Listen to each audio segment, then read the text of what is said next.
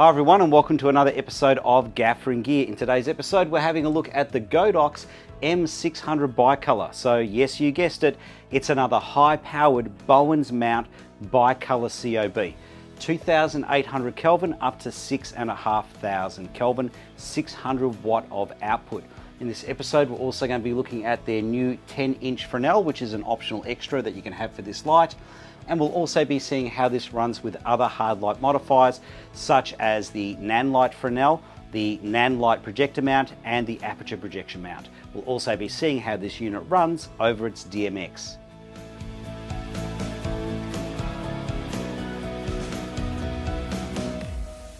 Alright, so let's start off going through the pros and the cons, and we'll go through the pros first. So the first overwhelming pro with this is it's 600 watt of output. So it's actually about a 700 watt power draw, 600 watt of output in bicolor, and the head is incredibly compact and only comes in at about 5 kilograms. So that's quite a bit of an engineering feat. So if you're looking for something super high power and lightweight, it's going to be pretty hard to go past this unit. All right, the next pro for it is it has DMX. So it's got DMX in and out 5-pin, and it's got some useful DMX profiles. So you've got your normal bicolor profile, which uses 2 channels. You've got your effects profile, and you've got an ultimate profile where you can do anything. Now, you've got a choice of those profiles in 8-bit and in 16-bit. Now, in terms of the DMX, it has some beautiful smoothing, so it won't do any flickering or anything like that when you're doing your dimming. The next pro for these is they can run off V-mount batteries. Now you can use 26 volt batteries or 14.4 and 14.8 volt batteries, and you can use a mix. So for example, you could have a 26 volt battery on this side and a 14.8 volt battery on this side. We'll talk about that in more detail a bit later on. The next pro is the user interface is incredibly easy to operate and very intuitive. If you need to toggle your fan modes, there's a button on the front that can do that instantly for you. And it is very easy to change between your special effects and your CCT mode. On the screen, you can clearly see your battery status, the dimmer mode that you have set, what mode the fans are operating in, and if you have your Bluetooth connection, which is for the mobile phone app, which I won't review. But the overwhelming pro for this unit is the price point. Compared to other lights that have similar features and output, this light comes in at about $400 to $500 cheaper. That brings us into our cons. So how do they get the price down? Well, the main way they've got the price down is the dimmer system. Instead of using pulse width modulation where it flickers at super high frequency, this uses potentiometer dimming. Now the advantage of potentiometer dimming, or the plus side, is this light is 100% flicker free. No matter what shutter speed you have, no matter what frame rate you're shooting at, no matter where you have the dimmer set on this, you cannot get flicker out of the light. It is a physical impossibility. However, the downside is in your lower dimmer settings, you can get some variation in your Kelvin and in your white point. So let's take a look at that. At 3200 Kelvin, our CCT is very consistent until we get down to about 10%. The color render is also very consistent above 10%. Now our white point is also very consistent above 10%. At 100%, 50% and 25%, it is slightly magenta to about the equivalent of a 1/8 correction gel. But this jumps to about the equivalent of a 1/4 correction gel at 10% and below. Now at 5600 Kelvin, the CCT is very accurate all the way down to 10%. The color render scores are also very consistent. And the white point is also very consistent all the way through the dimming, which is unusual with potentiometer dimming. Now just a quick note, the delta UV values are with no modifier attached. When you have the dish attached, it's closer to 0 delta UV. Now the next way they've managed to reduce their costs is in how they've got the LED array set up. It's set up in a strip formation, which is way cheaper to do. Now the most common negative with these strip arrays is they don't work too well with projector mounts. But in my testing, which we'll go through a bit later on, I found this actually works incredibly well through the Nanlite Projector. The next negative for me is to do with the spigot. As you can see, it's very loosely attached to the stirrup, and I've got the bolt done up as tight as I can do it. So where this can be a problem is if you're trying to do fine-tune lighting. So you set up your light pointing to where you want to have it pointed, and then you've got to allow for the fact that when you take your hands away, it might sag a little bit depending on the weight of your accessories. The next negative for me is overall the white points on this are a little bit towards magenta by about the equivalent of a 1/8 correction gel. Now the next negative you've probably heard by now, and that is the cooling fan. Now you can turn the cooling fan off, and the cooling fan does have an option of a smart mode, but if you turn it off it does reduce the maximum brightness, and if you've got it running in smart mode it will eventually end up running at full power anyway if you've got the light running at 100%. The next possible negative is to do with turning this light off. And if you're an owner or operator, it's not really a problem, but my concern would be with renting it out. Now, when you turn this thing off, if it's been running for a long period of time, the fans stay running. So you get a warning on the screen and the fans can stay running for as long as 2.5 minutes, I found. Now, here's the thing. If somebody's in a real hurry, I can see them just disconnecting the power to get around that. So that would be my main issue with that. Now, the next problem I have with these lights in terms of the on-off switch is the on-off switch is software driven.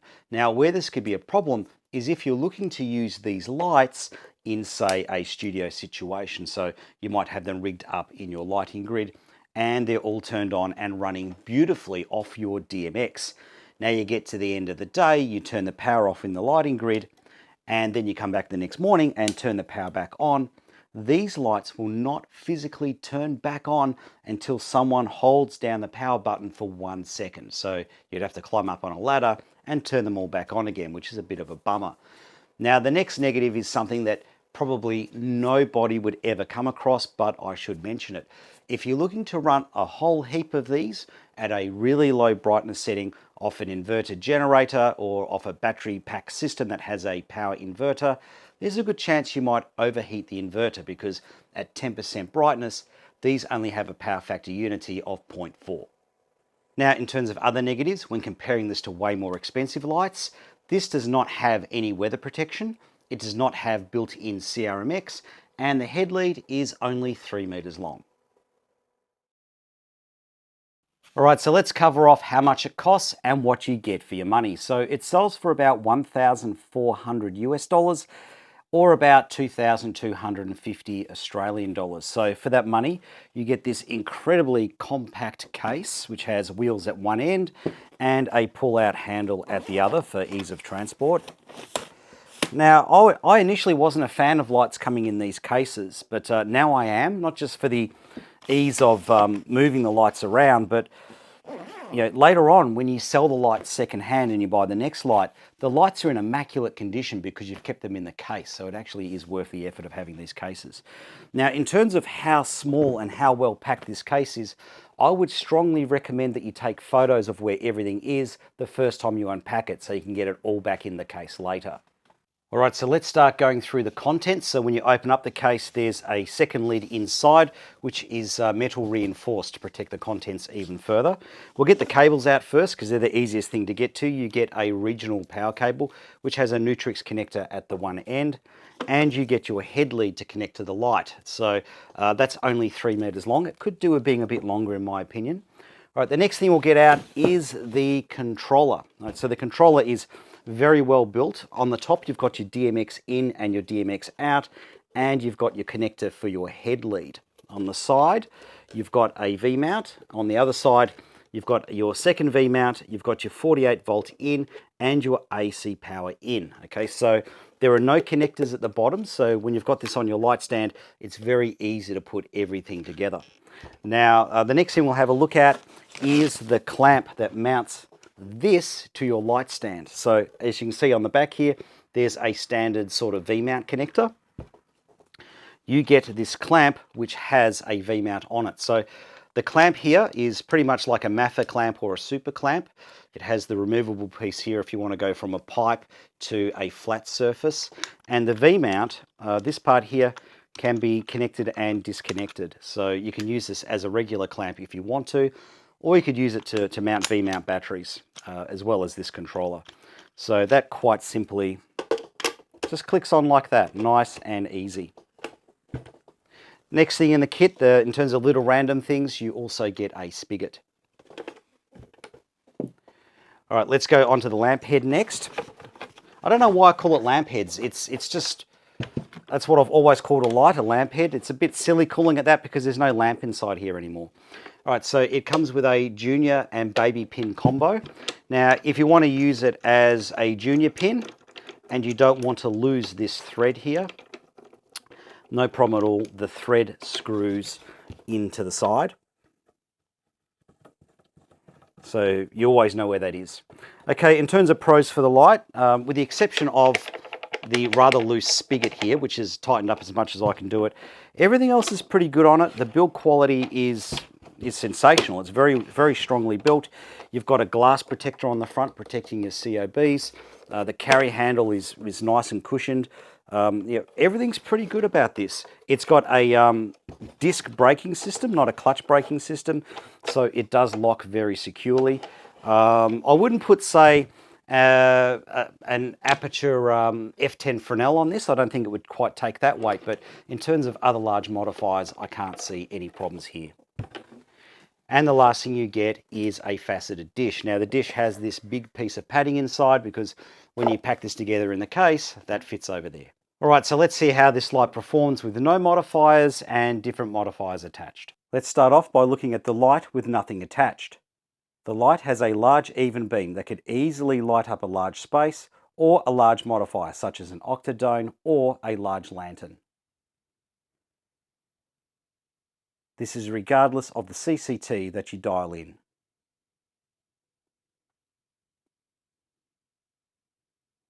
The shadows are nice and sharp regardless of the CCT.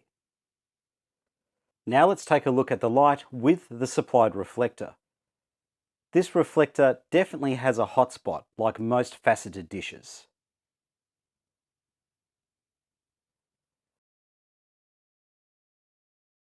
Regardless of the CCT that you dial in, the characteristics of this dish are largely the same. And the shadows are typical of a faceted dish. Multiple shadows, definitely not crisp. Now let's have a look at the 10-inch Godox Fresnel that you can pair up with this light. Okay, so this Fresnel is the FLS10. Okay, so there's an 8-inch, don't get the two mixed up. You want the 10-inch. Now the barn doors are sold separately. The barn doors are the BL02. Don't get the BL01, so you want the BL02. All right, so my sort of pet gripe with barn doors being sold separately to the Fresnels is, as a professional gaffer, I can't imagine a situation where I'd want to buy a Fresnel and not have the barn doors, but having them sold separately, the Fresnels always come in a beautiful padded bag, but then you've got nowhere to put the barn doors, so that's sort of one of my pet gripes. All right, so it's Bowen mount on the back, and it's got a 10-inch glass lens. Now, it telescopes out like pretty much everyone else's unit does, but instead of telescoping all the way forwards, it telescopes out from the center here. So that's what I mean. So it's got a 35-degree beam angle to a 10-degree beam angle. And the barn doors just simply clip onto the front. Now, these guys really do know how to make a set of barn doors. So I'd suggest to other manufacturers who are watching this video, please have a look at their barn doors because this is how you should make barn doors. They've got this beautiful matte textured finish that doesn't reflect a lot of light, and they're also 8-leaf barn doors, so you can use the smaller leaves to extend in and out to adjust your cuts. Now, it definitely feels spottier than the average Fresnel with a flood of only 35 degrees. The barn door cuts are reasonably good.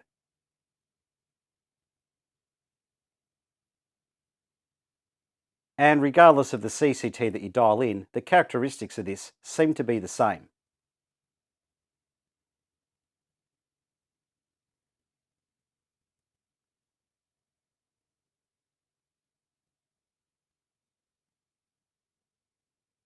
And flood spots, as good as most Fresnels.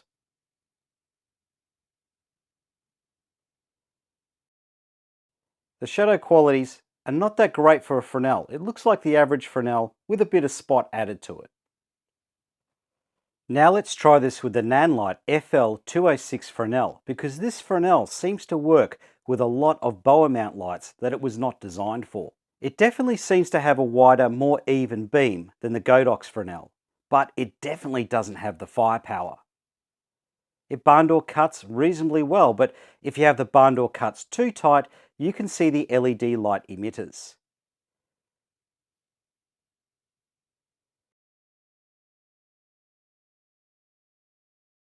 The characteristics with this Fresnel are very good regardless of the CCT that you dial in with this light.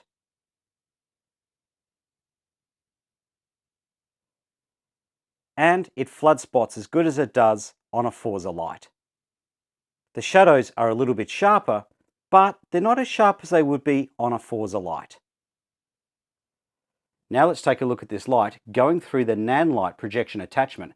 And I know what you're thinking, it's going to be pretty terrible because it's got a striped LED array. But much to my surprise, it is extremely even. Even when you pan it around, you cannot see the LED emitters.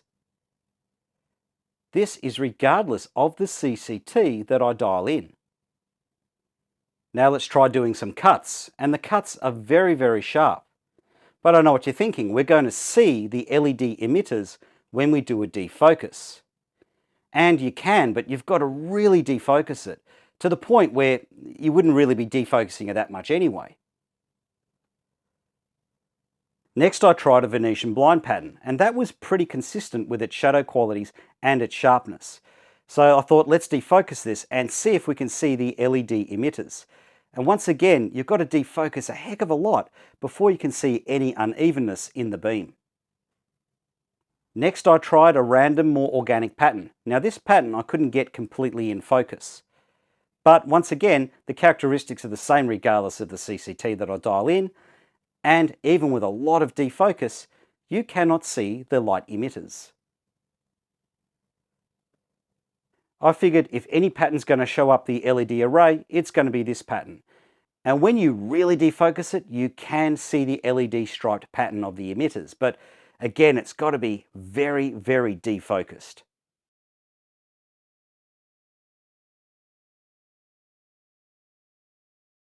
Next, I tried the Aputure Spotlight attachment, and with this combination, the light performs exactly like I thought it would. You can definitely see the light emitters when you pan the light around, regardless of how focused or defocused it is, and regardless of the CCT that you dial in.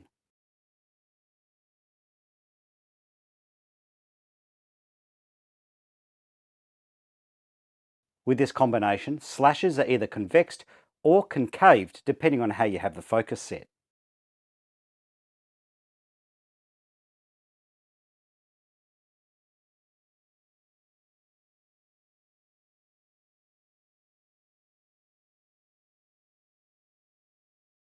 With fine organic patterns like this, it's very hard to get everything into focus. And again, when you defocus, the colouring is uneven due to the layout of the LED emitters.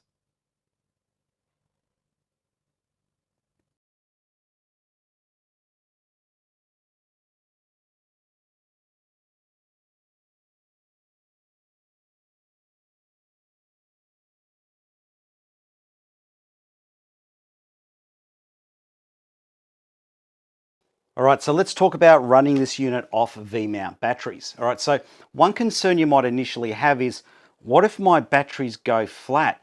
Will the light turn off when the cooling system is still running? Well, that's not a problem at all because running off V-mount batteries, you can't run the light at 100% brightness where it's at that temperature anyway, so that's not an issue.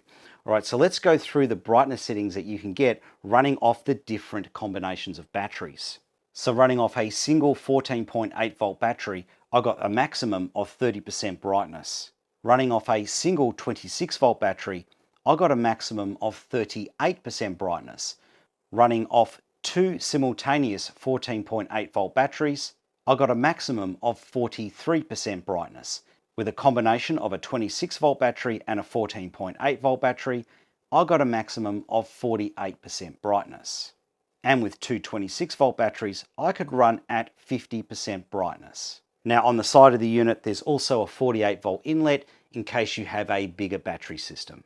All right, so let's start looking at the DMX. So you've got 5-pin in and 5-pin out. There's no lumen radio, but what you do have is 6 very good profiles. So you've got 2 CCT profiles, 8-bit and 16-bit. You've got 2 profiles for your effects, 8-bit and 16-bit, and you've got two ultimate profiles, both in 8-bit and 16-bit. The pros with the DMX, it has beautiful smoothing, so you don't get any of this shimmering rubbish that you can get in other lights. The negatives, it can't do an instant on-off. It has a very fast ramp up, and there is a little bit of a delay between sending your commands and the light responding. Okay, so let's get into the testing. So the light is running off an 8-bit 2-channel profile, and it is receiving its commands via a CRMX receiver. To give you something to compare it to, I have an Astera tube which is running off an 8-bit profile and receiving its commands via CRMX. Both lights will be receiving their commands at the same time. Let's start off with instant on-off commands.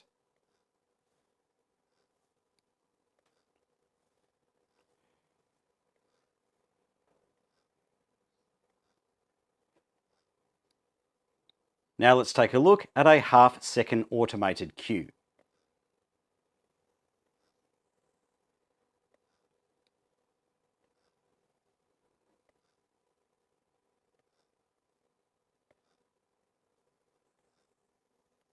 Now let's take a look at some 1-second automated cues.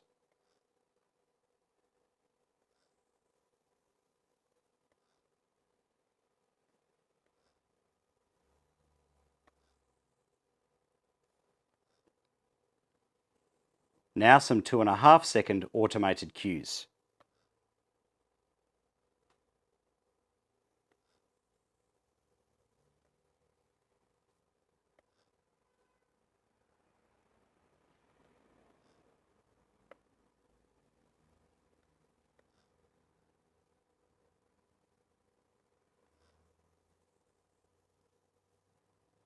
Now some 5-second automated cues.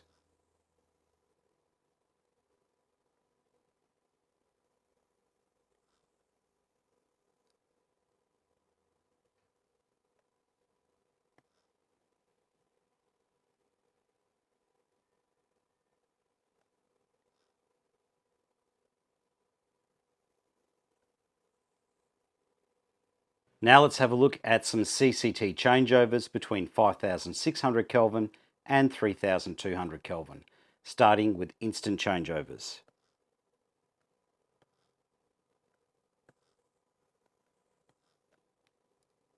Now some half-second changeovers.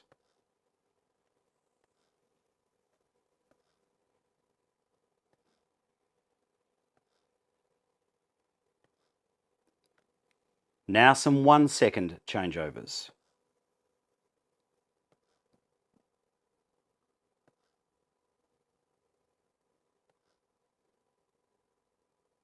Now some 2.5-second automated changeovers.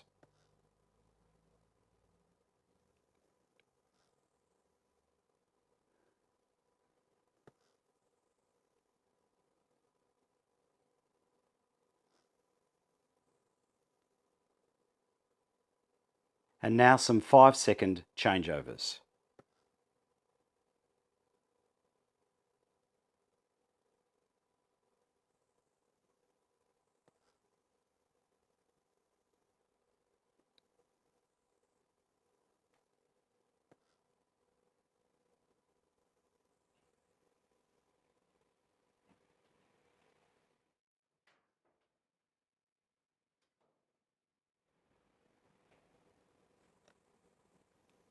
And now some random manual inputs.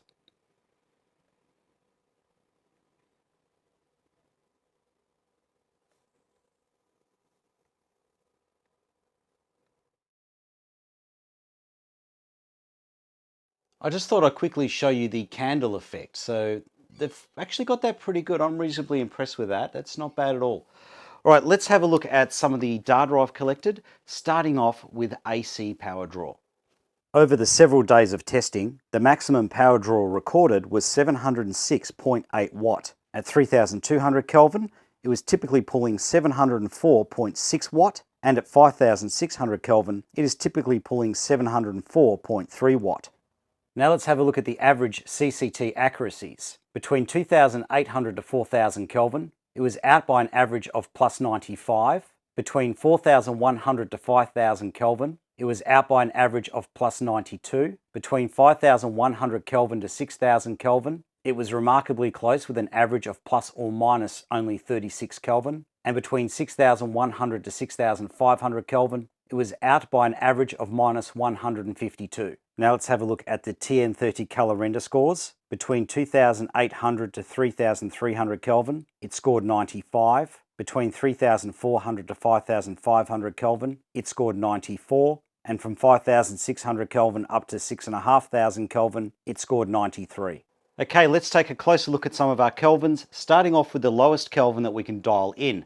Now, all of these readings were taken with the supplied dish because that seems to be what the light engine was calibrated for. When I dialed in 2800 Kelvin, I got 2892. The TN30 color vector results were 95% average color accuracy with an average 100% color saturation. Here are the CRI scores. R9 and R12 were below 90. This is the spectrum distribution, and the white point came in with a delta UV of plus 0.0017. When I dialed in 3200 Kelvin, I got 3325 with an SSI score of 82. The TN30 color vector results were 95% average color accuracy with an average 102% color saturation. Here are the CRI scores, and only R12 is below 90. This is the spectrum distribution, and the white point came in with a delta UV of minus 0.0022, which would make the light magenta to roughly the equivalent of a 1/8 correction gel. When I dialed in 4400 Kelvin, I got 4516. The TN30 color vector results were 94% average color accuracy with an average 102% color saturation. Here are the CRI scores, and only R12 is below 90. This is the spectrum distribution, and the white point came in with a delta UV of minus 0.0034, which means the light is skewed towards magenta by somewhere between a 1/8 and a 1/4 correction gel. This is typical for bicolor lights. When I dialed in 5600 Kelvin, I got 5591 with an SSI score of 73. The TN30 color vector results were 93% average color accuracy with an average 101% color saturation. Here are the CRI scores, and only R12 is below 90. This is the spectrum distribution, and the white point came in with a delta UV of minus 0.0004, which places it very accurate to the Planckian curve and off the daylight curve towards magenta to roughly the equivalent of a 1/8 correction gel. When I dialed in the maximum Kelvin of 6500, I got 6340. The TN30 color vector results were 93% average color accuracy with an average 100% color saturation. With the CRI scores, only R12 was below 90. Here is the spectrum distribution, and the white point came in with a delta UV of plus 0.0013. Alright, so thank you for watching another episode of Gaffering Gear. The next items coming up for review, we're either going to have the Gemini 2x1 hard, which I've currently just finished testing on it, and I'm happy that that's now at a point where it's worthy of a review.